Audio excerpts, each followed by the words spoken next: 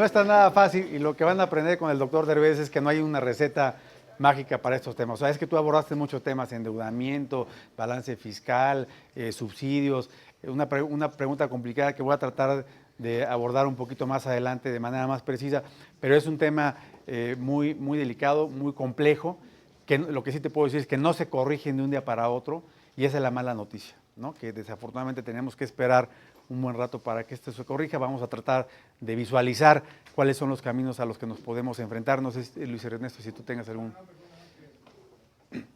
Bien,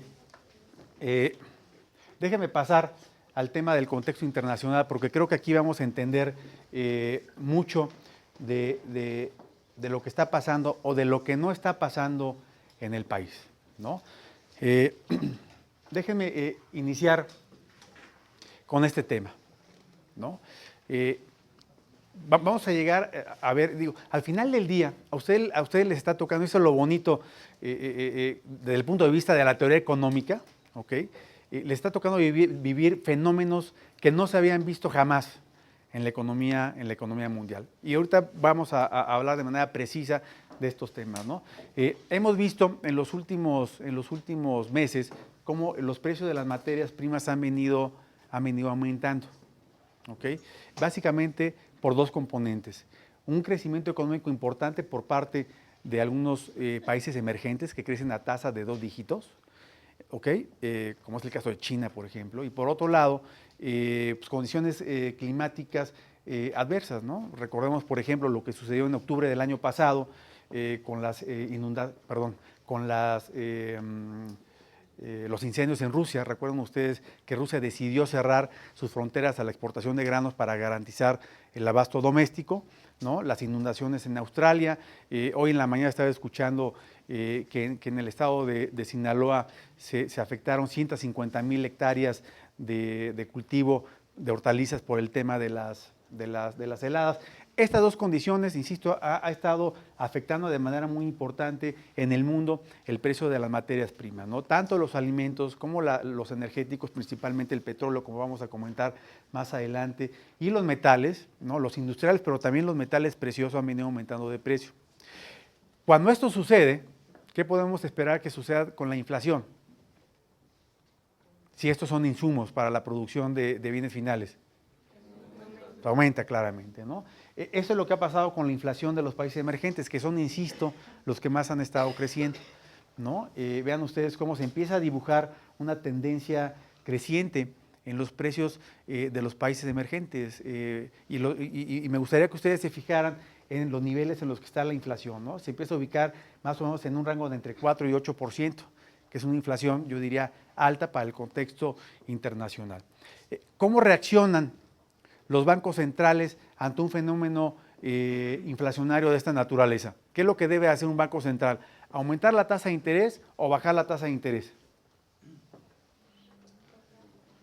A ver, desde el bellísimo estado de Tabasco, ¿qué pensamos? ¿Sube o baja la tasa de interés? ¿Qué opinan mis demás compañeros? Bajar. ¿Bajar la tasa de interés? A ver, allá atrás, que estás muy... ¿tú, compañera, cómo te llamas? Sí, tú.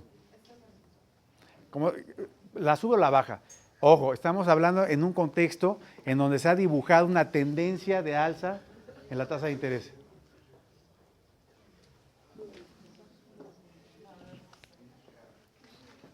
Ok, a ver.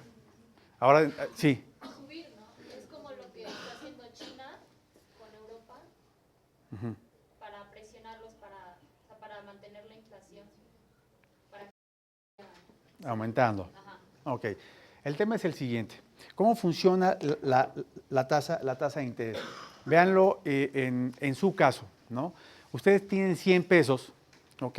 Y tienen una tasa de interés, que es lo que comentábamos en el caso de Estados Unidos. Si tienen una tasa de interés del 1%, que es el costo de oportunidad, lo pueden ahorrar o se lo pueden gastar, ¿no? ¿Qué es lo que hacen ustedes? Usted lo gasta y por 1% nos vamos a San Antonio y nos lo gastamos, ¿no? Ok, de la misma manera, cuando un banco central quiere desincentivar el consumo, ¿qué es lo que hace? Oye, pues ¿sabes qué? Te voy a pagar no 1%, te voy a pagar el 15%, ¿cómo ves? Y entonces ya la piensa, ¿no? Dice, oye, pues igual ya me conviene más ahorrarlo, ¿no? Si no necesito esta bolsa Louis Vuitton o si no necesito este Ferrari, pues lo ahorro, ¿no? ¿Estamos de acuerdo o no? Entonces, cuando la inflación está subiendo, los bancos centrales deciden aumentar la tasa de interés para contener la demanda.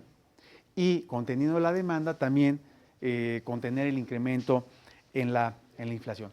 Pero ojo con esto que les voy a decir. Es importante que ustedes lo vean. Tenemos un bloque de países, ¿no?, que efectivamente están enfrentando estos problemas inflacionarios y que por lo tanto han decidido empezar a aumentar las tasas de interés. Si se dan cuenta, pues en este bloque de países que han aumentado la tasa de interés se encuentran principalmente, ¿quiénes? Pues los países que más están creciendo, que son los países que tienen problemas de demanda, de un exceso de demanda, para que lo vean ustedes en estos términos, y que por lo tanto la inflación está aumentando. ¿Sí lo ven o no lo ven? Pero vean ustedes, este fenómeno es interesantísimo, interesantísimo. Hoy en el mundo están coexistiendo países que tienen tasas de interés muy bajas, cercanas a 0%, que por cierto es un fenómeno, no sé, Luis Ernesto, pero a mí no me lo enseñaron en mi clase de macro. O sea, no hace sentido que una economía tenga tasas de interés del 0%. No sé si lo vean. ¿Cómo sobrevive un sistema bancario con tasas de interés del 0%? No sé si lo vean, no hace sentido. Esos famosos modelos de ISLM, no sé si ya los vieron, pero pues no funcionan con tasas de interés, o sea, en estos esquemas. ¿Sí lo conocen o no? Bueno, o sea, la realidad ha colapsado desde mi punto de vista muchos conceptos de la teoría económica, pero bueno, ese ya es otro tema que podríamos discutir después. Lo que quiero que vean es que hoy en el mundo coexisten países con tasas de interés al 0%, en Estados Unidos están en un rango de entre 0 y 0.25, para todos los fines es 0%, y otro bloque de países con tasas de interés muy altas. Brasil tiene hoy una tasa de interés de referencia del 12%. ¿Sí lo ven o no? Y entonces yo les pregunto a ustedes, oye, el gobierno norteamericano, entre otras cosas, se ha encargado de inyectar una gran liquidez a su economía, con el propósito de que esta liquidez se canalice a un mayor consumo. Oye, pero si yo tengo la incertidumbre del empleo, si sé que lo puedo perder mañana y el gobierno me está dando liquidez vía menores impuestos o mayores subsidios, pues esa liquidez, ¿sabes qué? En lugar de gastármela, la invierto, ¿no? ¿Sí o no? La ahorro para que ustedes lo entiendan. Ahora el tema es, oye, yo lo invierto en Estados Unidos al 0%, o me volteo con un manager y le digo, ¿sabes qué? A un JP Morgan y le digo, ¿sabes qué? Te doy mi dinerito, mis $10,000, e inviértelo ¿en dónde? Pues en los países emergentes, ¿no? ¿Sí o no? Pues es un tema de racionalidad, ¿no? Entonces, gran parte de los recursos que la economía norteamericana, la japonesa, la alemana y la inglesa, que están en la misma situación, han estado inyectando sus economías, se ha venido exportando, ¿ok? En un fenómeno que en la teoría económica se conoce como dispersión monetaria. Es decir, esta liquidez global está buscando lugares más atractivos para invertirse. ¿Y quiénes han sido favorecidos? Los países emergentes. Y ojo con esto que vamos a ver más adelante, porque es otro tema histórico, ¿no? Que colapsa también, digamos, ciertos órdenes. Pero, o sea, ¿qué incentivo tiene tener una tasa del 0%? O sea, ¿no va a traer a la larga un riesgo esto para los bancos? Pues mira, sí tiene un riesgo muy importante, no tanto para la banca que todavía se está tratando de revitalizar, de recapitalizar, pero sí puede tener un problema muy importante en términos de una burbuja. ¿Qué es lo que pasó en una de las primeras gráficas con Estados Unidos cuando la tasa era del 1%? Déjate tú del 0, del 1%. Entonces la demanda aumentó. Sí, efectivamente tiene ese riesgo de que se genere otra burbuja, como la que se generó en los 80s, y cuando la quieras enfrentar, pues que la revientes, ¿no? Ese efectivamente es uno de los grandes riesgos que hoy enfrenta el mundo, más otros que vamos a ver un poquito más adelante. Pero sí contesto tu pregunta. Sí. ¿Alguna otra duda o comentario? Bien, sí. Por ejemplo, hoy que publicaron que China ya desplazó a Japón como la segunda economía más grande El mundo. del mundo, o sea, en cierta manera tiene que ver con esto, que los flujos de capital van a los países emergentes como China, o sea, China tiene influencia de estos capitales que están huyendo de los otros países? Sí tiene que ver. Si no te importa, me voy a reservar la respuesta para un par de láminas, porque de eso precisamente vamos a hablar más adelante, ¿no? ¿Qué es lo que está sucediendo? Vean ustedes los flujos. Esto es los grandes flujos globales que hay hoy flotando en el mundo, ¿no? Y vean ustedes cómo han venido creciendo hacia los países emergentes. Esos son recursos financieros, no es inversión extranjera directa, es decir, no es inversión en ladrillos o en fierros, es inversión que se canaliza a bonos y a bolsa. ¿Ok? Y vean ustedes cómo particularmente el año pasado empezaron a crecer de una manera muy importante. Ustedes seguramente se preguntarán, bueno, ¿y toda esa lana a dónde se va? Particularmente, ¿a dónde se va? Bueno, pues toda esta lana se va en términos de bloques. Uno, a los países o a la región asiática. La región asiática hoy está captando cerca del 53% de toda esta lana que hay en el universo. ¿Ok? El segundo bloque más importante son los países latinoamericanos. Y dentro de este bloque de países latinoamericanos destacan dos como los más importantes: Brasil y México. Brasil y México. Ahora, México tiene una condición que ha contribuido aún más a este flujo de recursos, y es que México el año pasado entró a un índice global de bonos gubernamentales en el mes de octubre, en el cual se encuentra también se encuentra también España, Portugal, Grecia, que tiene una condición fundamental mucho más débil que la que tiene México, de manera tal que muchos manejadores han optado por disminuir la exposición a estos países y favorecer a México, que tiene, insisto, una mejor condición fundamental. Vean ustedes, ¿qué es lo que se puede esperar? Bueno, a mí siempre me ha apasionado el tema del tipo de cambio. Como economista me ha apasionado el tema del tipo de cambio. Yo siempre he pensado que el tipo de cambio no es otra cosa más que el precio de una mercancía, ¿ok? Que es el dólar. Déjenme preguntarles, vamos a hacer juntos este ejercicio, ¿no? ¿Qué podemos esperar, desafortunadamente, con el precio del jitomate en México por las heladas que hubo en Sinaloa, que es el principal productor de jitomate? ¿Qué va a pasar con el precio del jitomate? Pues va a aumentar, ¿no? ¿Qué pasaría si yo le dijera, fíjense que este año no tuvimos la helada, tuvimos una cosecha extraordinaria de jitomate? ¿Qué pasaría con el precio del jitomate? Disminuiría. Pero lo mismo pasa, y así es como yo percibo el problema del tipo de cambio, ¿no? Lo mismo pasa con el peso, con el dólar. ¿Qué es lo que pasa si hay muchos dólares en una economía? Baja el tipo de cambio, ¿no?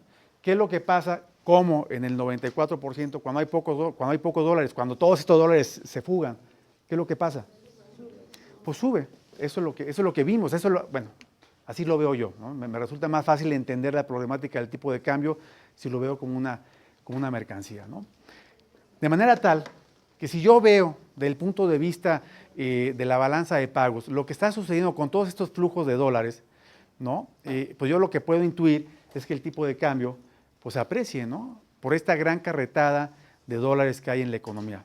Tiene muchísimos riesgos, estoy totalmente de acuerdo. Estos flujos se pueden revertir y entonces la tendencia será diferente. Hay muchos escenarios, pero bueno, hoy por hoy, ¿no? Con la cantidad de dólares que están entrando a la economía, bueno, pues claramente el tipo de cambio se aprecia. Ahora, ojo, esto no es un tema que tenga que ver estrictamente con la moneda mexicana.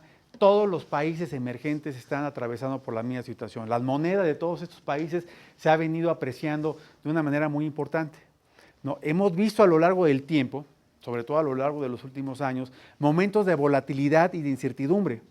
Y esto ha derivado en presiones en los tipos de cambio. Pero si ustedes se dan cuenta, estos momentos de volatilidad los podemos asociar claramente a momentos de incertidumbre, sobre todo en Europa, ¿no? Por los problemas de deuda soberana. Al principio de año tuvimos el tema de Grecia, hacia mediados de año tuvimos Hungría, después tuvimos hacia finales del año pasado Irlanda, al principio de este año tuvimos ¿a quién? A Portugal, ¿no? En fin, pero estos temas no han alcanzado, digamos, a modificar la tendencia de las monedas. Y esto nos lleva a otro tercer tema histórico, ¿no? Que no se había visto, al menos en las crisis que a mí me han tocado vivir. Si ustedes se dan cuenta, lo que dijimos hacia el principio de esta plática es que los problemas de México y de otros países estaban asociados ¿a qué? Lo dijimos en la primera lámina. ¿Eh? A cuestiones internas. Ajá, ¿y a qué más? A desajustes macroeconómicos propios del país. Sí. ¿Y qué es lo que vimos en la primera lámina o en la segunda, tal cual, después del ciclo? Las devaluaciones, ¿no?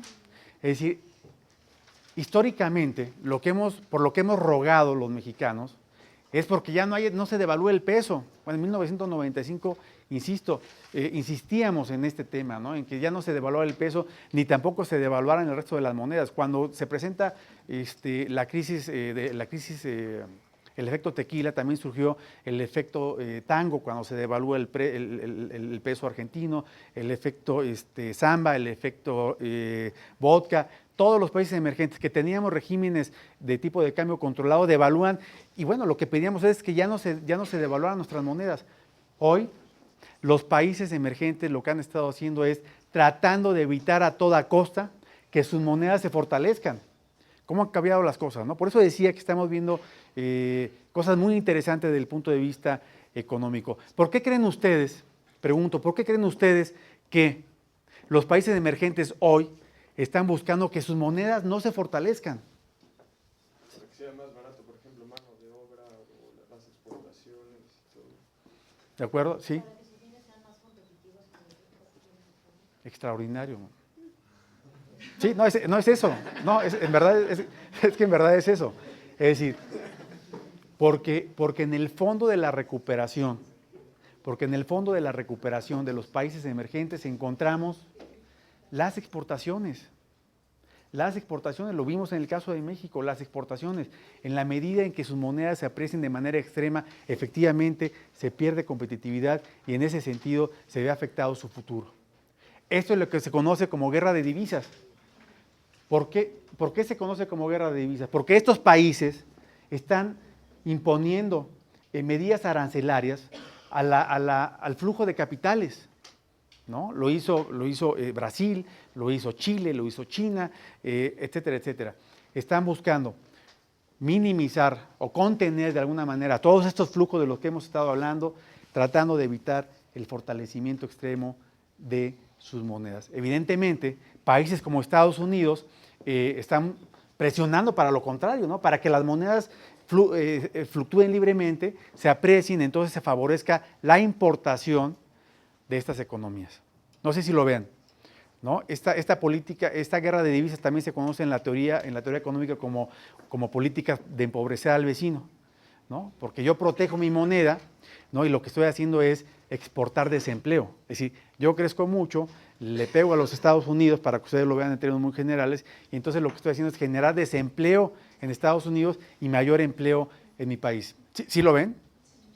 Este es un tema importantísimo que seguramente ustedes van a ver con mucho más detalle más adelante, pero me parece que es un tema muy sexy. Es decir, el tema de las monedas vale la pena que lo revisemos con mucho detenimiento, porque nos va a llevar a temas que pueden ser muy graves, ¿no? Temas de proteccionismo, por ejemplo, ¿no? De manera tal que, insisto, lo que vamos a ver en los siguientes meses o años es justamente cómo se polarizan las posiciones de las economías avanzadas que están buscando que las economías emergentes fortalezcan sus monedas y las economías emergentes que están buscando limitar este fortalecimiento.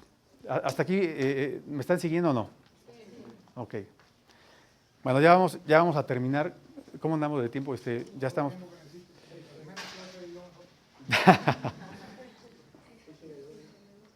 Bien, vamos. Sí, dime.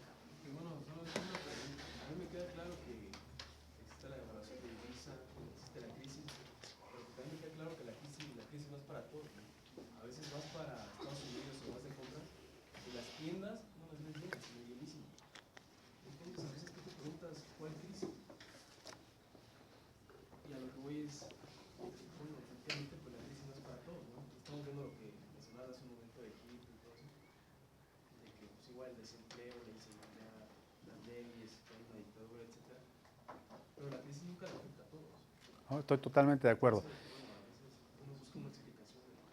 te la voy a contestar ahorita, igual que en el caso de la compañera, si me das 3 minutos, voy a pasar a contestar puntualmente tu pregunta, ¿no? Déjenme pasar al tema de los retos y esta última sección me gustaría que sirviera como una campanada para ustedes, que sirviera como un tema de reflexión, que sirviera como un tema que los incentive a ustedes a estudiar como negros, que los incentive a ser los mejores profesionistas del país, porque insisto, en ustedes recae el futuro de este país. La última gran aportación que tuvo México al mundo, en esos términos, o al menos desde mi punto de vista, fue el Tratado de Libre Comercio, ¿no? En este bloque de cambio estructural que se presentó a finales de los 80s y principios de los 90s, fue esto, ¿no? Entró el Tratado de Libre Comercio con Estados Unidos y con Norteamérica, lo cual nos permitió incrementar nuestras exportaciones a Estados Unidos de manera muy importante y convertirnos en el segundo socio comercial de Estados Unidos en el 2001, ¿no? Poco nos duró el gusto. En 2002 los chinos nos desplazaron al tercer lugar en esta categoría de socios comerciales de Estados Unidos. Y no es un tema trivial, ¿no? O sea, nosotros estamos a 3 centímetros de Estados Unidos y los chinos están a 15,000 kilómetros. O sea, ¿cómo explicar que estos cuates nos hayan desplazado? Y eso no es todo. En el año 2009, ¿no?, los chinos desplazaron a Canadá del primer lugar. Sí, los dos países que hacemos frontera con Estados Unidos, el mayor mercado en el mundo, fuimos desplazados por un país que se encuentra a miles y miles de kilómetros, ¿no? Primera llamada de atención, ¿no? Es importante que ustedes consideren esto. ¿Qué es lo que tenemos que hacer para dejar de perder espacios a nivel internacional? Tiene que ver justamente con un tema de competitividad que vamos a ir viendo más adelante. Pero esta falta de competitividad no tiene que ver exclusivamente con la parte exportadora.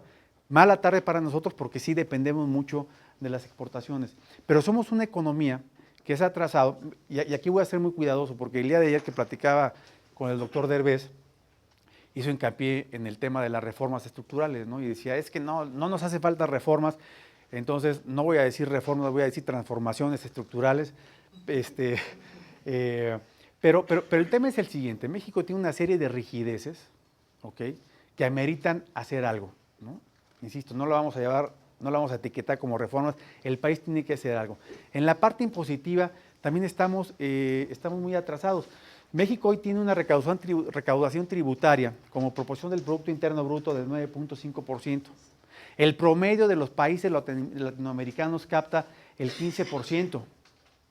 ¿Okay? Algunos países europeos como Finlandia y Noruega tienen una proporción del 55%, ¿no? Oye, esto es importante, sí es muy importante. Cuando se presenta la crisis hipotecaria de la cual hemos hecho referencia en 2009, muchos países, caso particular de Estados Unidos, lo que decidieron hacer fue que bajar los impuestos, ¿no?, con la idea de restituir ingreso disponible a los consumidores y de esa manera generar una mayor actividad productiva, ¿sí o no? Bajaron los impuestos. Oye, ¿por qué México no bajó los impuestos? Y la gente decía, no, pero es que estamos siempre yendo en contracorriente, ¿por qué en México tenemos que ir en contra de lo que hacen otros países? Pues es que esta es la realidad, ¿no? Hay un adagio mexicano, doctor, que seguramente por lo picarón ha de ser mexicano, ¿no?, que dice, cuando baja la marea nos damos cuenta de quién está nadando sin traje de baño, ¿no? Y los hago a colación porque en este momento, ¿ok?, en el 2009 se cae el precio del petróleo, ¿no? De $140 se va a $28 por barril. Y nos dimos cuenta que no teníamos ingresos, que los ingresos tributarios eran de este tamañito, ¿no? De manera tal que recortar los impuestos hubiera significado pues, que el gobierno se quedara prácticamente sin ingresos. No sé si lo vean, ¿no? Insisto, puede resultar muy simplista. De todo lo que estoy diciendo no puede haber. Hay muchísimas cosas que agregar, por supuesto, pero bueno, no tenemos el tiempo. Simplemente quiero llamar su atención sobre el hecho de que aquí encontramos una rigidez que nos deberá de llevar forzosamente al tema de una transformación estructural. Ayer platicaba con el doctor esta nueva medida que se acaba de dar a conocer por parte del presidente para hacer deducible el pago de colegiatura, ¿no? Y el doctor decía algo, pues que es una gran verdad, ¿no? Este tipo de medidas de manera aislada, pues no agregan valor, no le sirven realmente a nadie, excepto porque es un año electoral. Pero si no se hace en el marco de una reforma tributaria amplia, de un alcance mucho mayor, pues esto no se va a corregir. Y eso es algo que nos debe de preocupar. ¿Okay? Bien, paso a 3 temas ya para concluir. Estamos acostumbrados a que las grandes colocaciones accionarias en el mundo, ¿okay?, se lleven a cabo en Wall Street, en Japón, en Alemania, en Inglaterra, pero ¿saben qué? La mayor colocación en la historia del mundo, se realizó el año pasado, en octubre del año pasado. ¿Y saben quién la hizo? Petrobras. Y la colocación se hizo en el Bovespa, en Brasil. ¿No? Dice, caray, eso de entrada llama la atención. ¿Cómo es que la mayor colocación en la historia del mundo se hace en Brasil? ¿No? Lo interesante de esto es lo que viene hacia adelante, ¿no? La mayor parte de estos recursos van a ser invertidos en exploración y en explotación de crudo, ¿no? Llamo su atención sobre lo que ha pasado en la economía de Brasil. Pues claramente, Brasil ha venido aumentando, Petrobras ha venido aumentando su inversión en actividades de exploración y refinación. A partir del año 2006, la inversión de Petrobras igualó a la inversión de Pemex. Y a partir de este momento, la inversión de Petrobras ha superado, pero por mucho, la inversión que se realiza en Pemex. Les voy a dar un dato que es muy importante que ustedes tengan en la cabeza. La empresa Petrobras, que digamos el Pemex de Brasil, estuvo cerrada igual que nuestra empresa aquí en México a la inversión privada. En 1997 se hace una enmienda constitucional y se permite a partir de este año la inversión privada doméstica y externa en Petrobras. En 1997 Brasil importaba el 50% del crudo que consumía, el 50%. Que tengan este dato en mente. Insisto, a partir de este momento, vean cómo empieza a detonarse una inversión muy importante en Brasil y hoy duplica prácticamente a la inversión que realiza Pemex, ¿no? ¿Qué es lo que hemos visto? Bueno, pues que la producción evidentemente ha aumentado. A partir del año pasado, ya la producción de crudo por parte de Petrobras superó a la de Pemex y se espera que en los siguientes 5 años esto continúe y que nos lleguen a sacar hasta un 30% más.